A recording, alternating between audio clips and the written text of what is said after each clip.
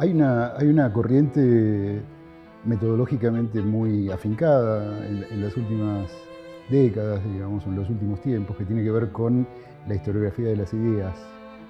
Y que cuando se hace esta pregunta, es una pregunta que suele hacerse no solo en relación con Argentina, sino también en relación con América Latina en su conjunto. Más bien lo que responde es con una evidencia que tendría que ver con la idea de que en América Latina y en Argentina en particular no hay producción original de pensamiento.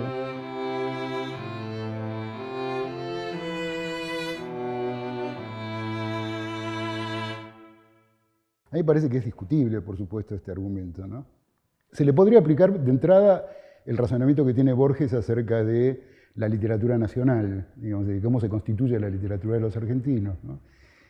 Y uno podría decir que el pensamiento de los argentinos se constituiría del mismo modo, es decir, para Borges no es un problema, sino que es todo lo contrario, digamos, es una virtud o un beneficio el hecho de que la literatura argentina pueda fundarse, digamos, en todas las tradiciones literarias universales, etcétera, traducirlas de algún modo, traerlas a la lengua propia, digamos, y constituirla en ese sentido como una literatura, digamos.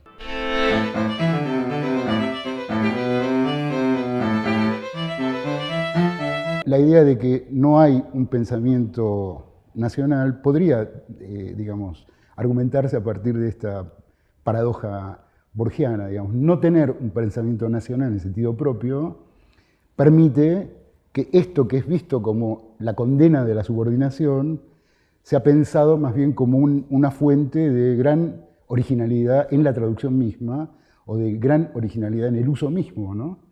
de las fuentes que se citan como fuentes originales.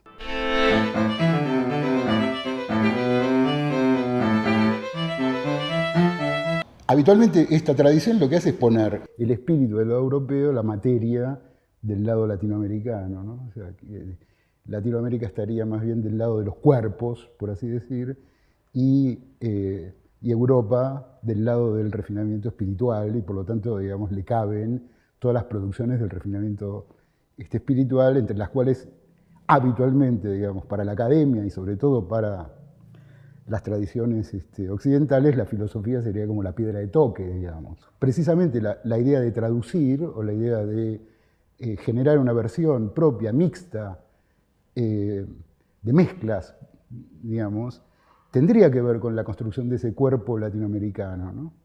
Y ese cuerpo me parece que efectivamente tiene una expresión, finalmente, digamos, en la que el objeto pensamiento nacional deriva o va derivando, entra en una especie de deriva o de viaje, en el que, digamos, no es nada menor una versión precisamente de la idea de pensamiento nacional, que es la idea de pensamiento sobre la nación.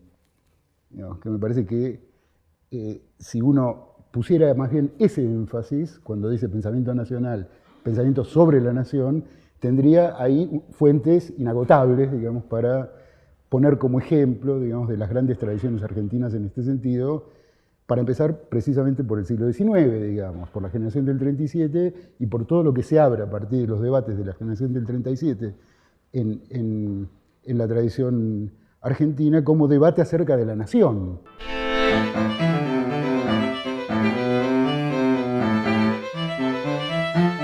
Entonces yo creo que sí hay un pensamiento nacional, digamos, en América Latina y en particular en la Argentina, habría que recorrerlo. No es tampoco tan difícil, digamos, me parece. Y además hay la producción de, digamos, que últimamente me parece que ha tenido como alguna valoración particular, la producción de algunos ensayistas argentinos que proceden de los estudios filosóficos en el sentido estricto, en el sentido propio. León Rosichner, por ejemplo, sería uno de ellos, digamos. Hay una valoración más reciente, digamos, de esas fuentes, Astrada, Rosichner, etcétera, digamos, que me parece que hablan efectivamente de ciertas tradiciones propiamente locales en la construcción de, digamos así, un ensayo filosófico, digamos. Y me parece que ahí es donde habría que pensar las fuentes del pensamiento nacional, digamos, en esta articulación americana, en esta articulación digamos, cuyas implicancias tienen que ver necesariamente con la invención de lenguajes. Me parece que es ahí donde está la invención propia en América Latina. Y en ese sentido, digamos, discutir con esta vieja idea de que la América Latina no puede sino adecuarse, por así decir, con mayor o menor grado de adecuación, pero finalmente adecuarse a las grandes construcciones europeas, ¿no?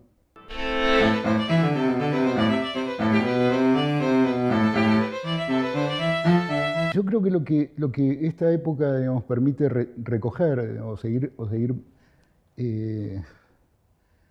teniendo en consideración a propósito de la figura y de la obra y de los textos y de las implicancias, por así decir, de Sarmiento, es su rasgo paradójico, digamos.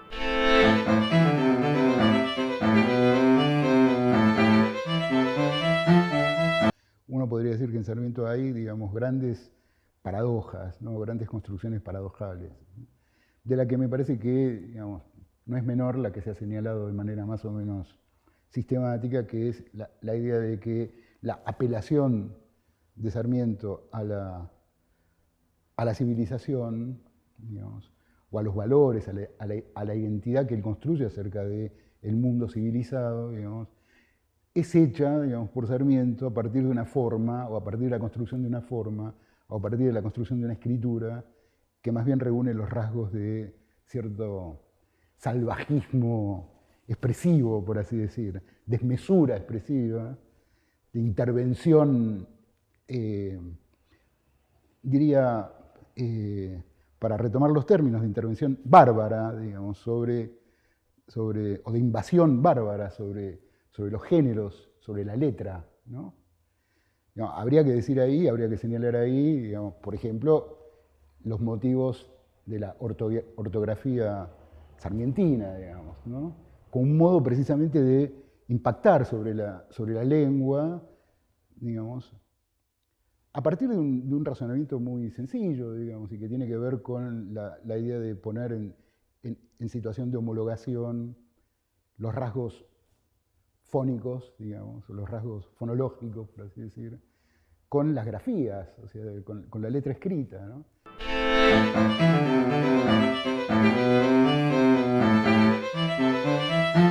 En la forma misma de la prosa de Sarmiento, me parece que también se registran, digamos, intensidades de ese valor, digamos, en donde el programa ideológico de Sarmiento, digamos, aquello que Sarmiento enuncia como las virtudes de la civilización, están dichos o están escritos sobre el cuerpo de una lengua que más bien se manifiesta en el sentido de aquello que él mismo define como lo bárbaro, digamos, ¿no? Como lo salvaje, de una violencia, diríamos, sobre la letra o sobre la prosa o sobre la sintaxis, que hace muy evidente que la construcción de Sarmiento de civilización y barbarie es una construcción totalmente paradojal, ¿no?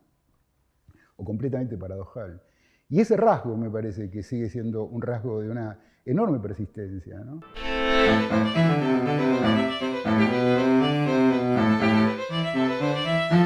Sarmiento toma su foco conceptual, civilización y barbarie, lo toma claramente de la tradición europea. Es que en realidad el solo enunciado civilización y barbarie es un enunciado ya en sí europeo, ¿no? Es un enunciado que procede en realidad de la Ilustración, pero que el siglo XIX europeo termina por estabilizar de manera definitiva, incluso por convertir en un enunciado casi sagrado, digamos. Sarmiento toma en ese punto, ¿no? el foco conceptual de civilización y barbarie, en el punto en el que ya la Revolución Francesa lo había convertido, sobre todo el concepto de civilización, en un concepto sagrado. Pero, digamos, Sarmiento en cierto modo, con esta operación paradójica, o con estas operaciones en las que pone en juego, digamos, la propia imposibilidad de saltarse, digamos, o de saltar definitivamente esa condición última del cuerpo, de lo salvaje, de la intervención sobre la letra, de la violencia sobre la prosa, me parece que pone de manifiesto una cierta salida, diríamos, ¿no? De ese rango sacralizado de la idea de civilización. Aún a pesar de que en su programa político uno diría con toda claridad que Sarmiento efectivamente está allí construyendo el cielo, digamos, estrellado y luminoso de la civilización, digamos, ¿no? Como gran objetivo político.